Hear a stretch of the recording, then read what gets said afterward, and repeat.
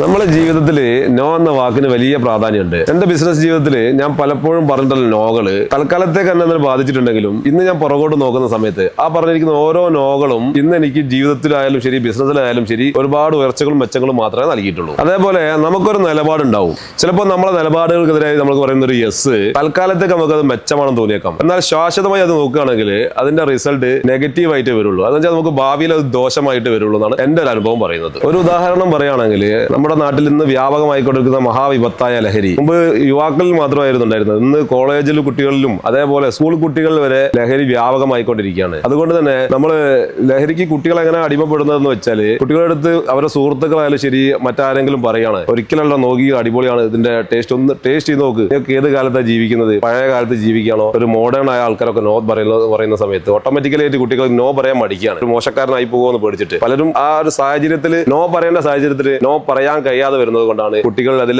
ആസക്തരായി പോകുന്നത്. അങ്ങനെയാണ് പലരും ഇതിൽ അഡിക്ഷൻ ആയിട്ട് തന്നെ വരുന്നത്. ഇതേപോലെ നമ്മുടെ നിലപാടിനെതിരായിട്ടുള്ള കാര്യങ്ങൾ വരുമ്പോൾ ഒരു നോ പറയാൻ കഴിയാത്തത് കൊണ്ടാണ് ഇതേപോലത്തെ പടുകുഴികളിൽ പലപ്പോഴും നമ്മൾ വീണ് പോകുന്നത്. മക്കളെ, നിങ്ങൾ നോ പറയേണ്ടടുത്ത് നോ പറഞ്ഞു കഴിഞ്ഞാൽ നിങ്ങൾ ചെറുതാവുകയല്ലേ ചെയ്യുന്നത്, നിങ്ങൾ വലുതാവുകയാണ് ചെയ്യുക. അത് നിങ്ങൾ തിരിച്ചറിഞ്ഞാൽ ഏറ്റവും നന്നാവും.